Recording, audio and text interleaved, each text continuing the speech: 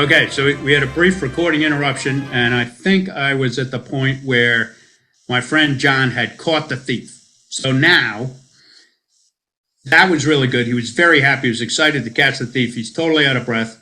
Then the thief gets away. He pulls away from John, and John is so exhausted he couldn't hold on to him.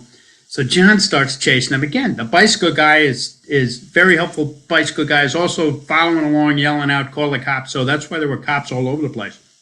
So they run back in the opposite direction, almost towards where we started this whole thing. So they end up at 92nd and Lexington, where John catches him again. Now, John is really exhausted. So John has him, and he holds on to him.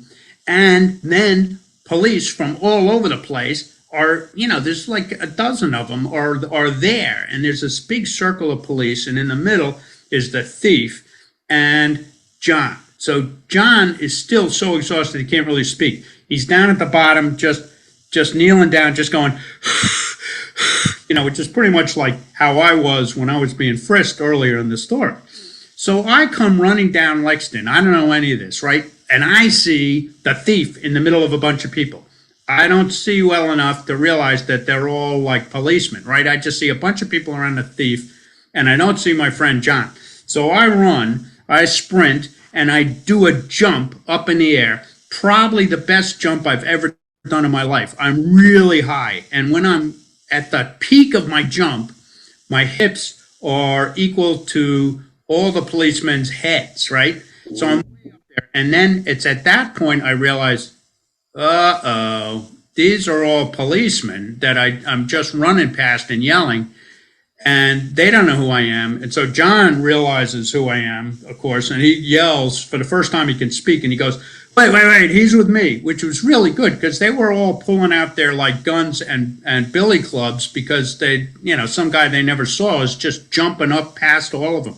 So they didn't bother me, which was great. They were glad I was there, and I just, went, it was just in the middle of the circle with the thief and John.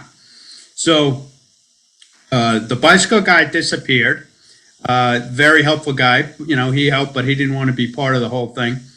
The thief went to jail because the bag that was recovered had his fingerprints on it and John's radio. There were tons of witnesses, and it turns out his fingerprints were in a lot of places where there were other robberies. So there was no need for any of us to go to court, which was nice, and we made New York a slightly safer place.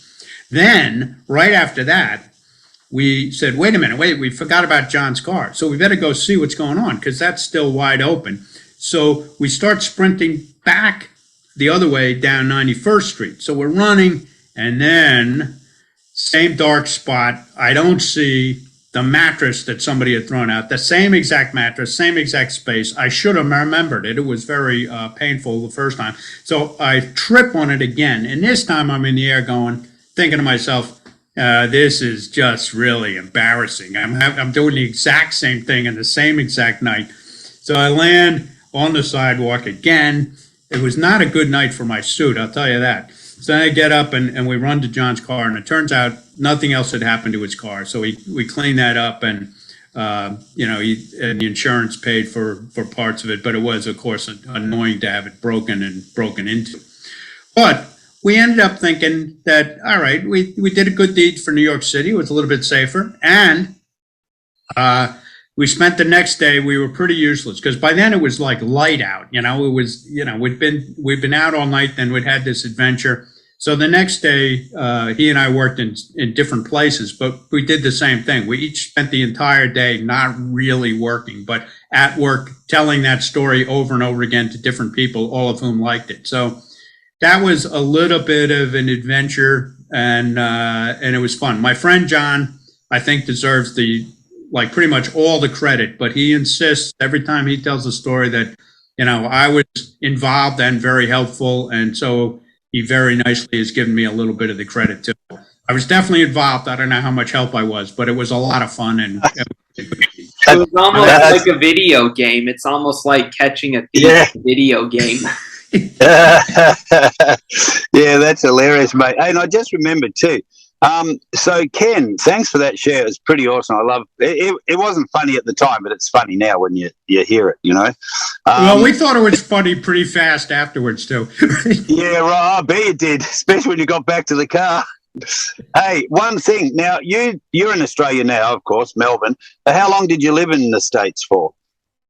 Oh, the vast majority of my life, and the vast majority of that in New York City. But I also lived in Baltimore for 4 years, and then in 2006, my wife and I moved to Melbourne. We thought Melbourne, Australia, and we thought we'd just be living here for like maybe 3 years, have a little adventure, see what it was like. And, we made a big point of going all over the place. We've been to very quickly went to every state and territory and had a great time. And then, much to our surprise, not that we thought it would be bad, but we really, really like it in Melbourne, and so we're still here.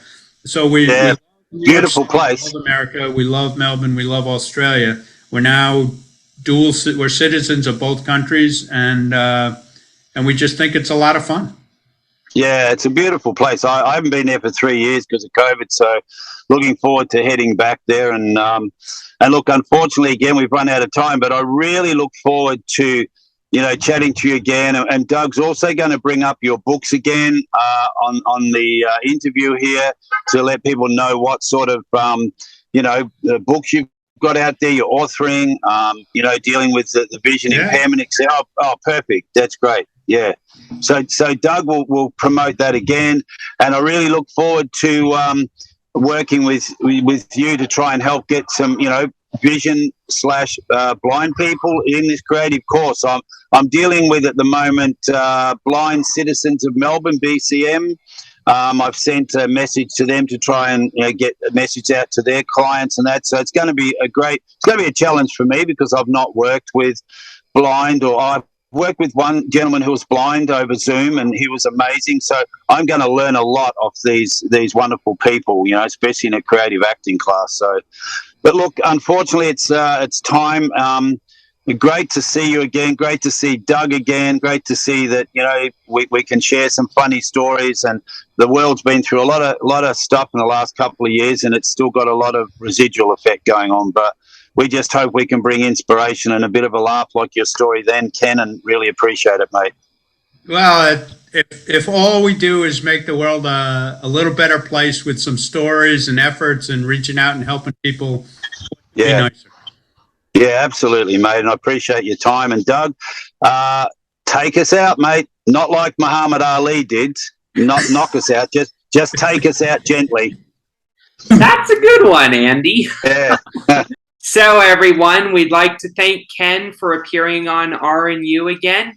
Thanks, Andy, for terrific mentorship, and have a good time in Australia, Andy, and we'll see you next week for the next episode of Relentless and Unstoppable.